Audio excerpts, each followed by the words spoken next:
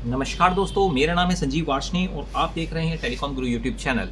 इस वीडियो में हम बात करने वाले हैं कि मैट्रिक्स का जो लेटेस्ट मॉडल है that is Matrix Gen X और मैट्रिक्स पेन एक्स।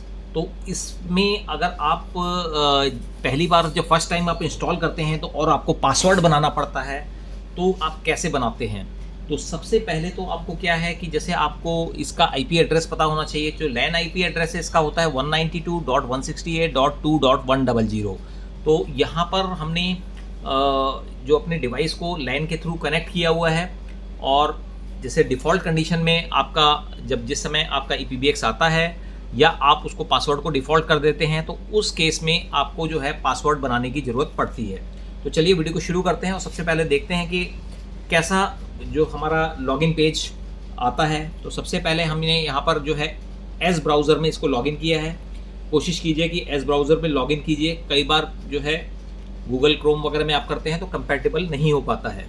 तो एज ब्राउज़र में हमने यहाँ पर इसका जो डिफ़ॉल्ट IP एड्रेस है जैसे 192.168.2.100।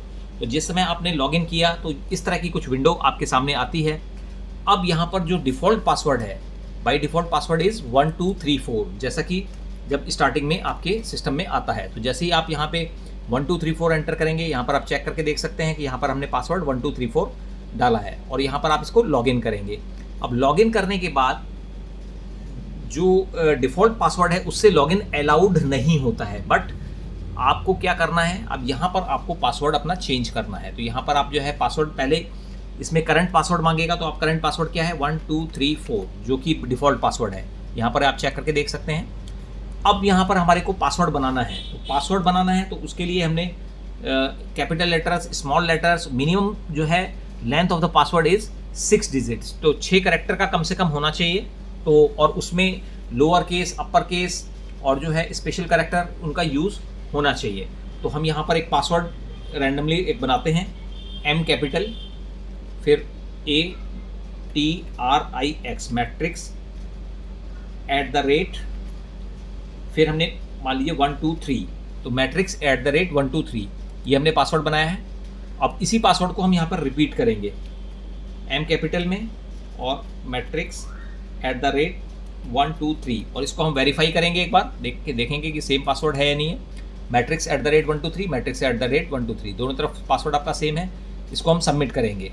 जैसे ही हम इसको सबमिट करेंगे तो फिर जो है लॉगिन विंडो आ जाएगी। अब यहाँ पर आपको जो है जो नया पासवर्ड आपने बनाया है वो नया पासवर्ड इसके अंदर आपको डालना है। तो यहाँ पे हमने नया पासवर्ड मैट्रिक्स @ 123 डाल दिया। अब यहाँ पर हम देख सकते हैं अपने पासवर्ड को भी जो हमने डाला है, तो वो यही पासवर्ड हमने वहाँ पर क्रिएट किया है।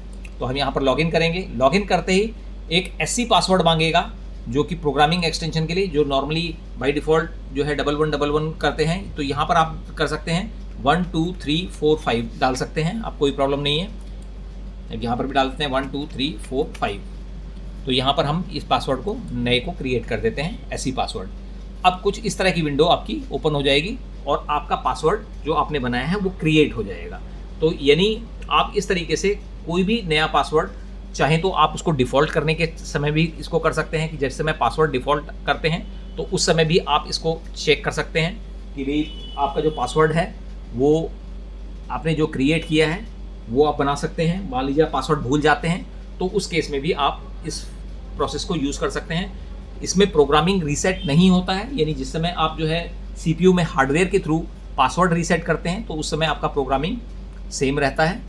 कुछ प्रोग्राम्स को छोड़ के, जो कि अगर आपने सिर्फ जो है ट्रंक यूज़ किया हुआ है तो वो प्रोग्राम्स को जो है IP एड्रेस वगैरह चेंज हो जाते हैं।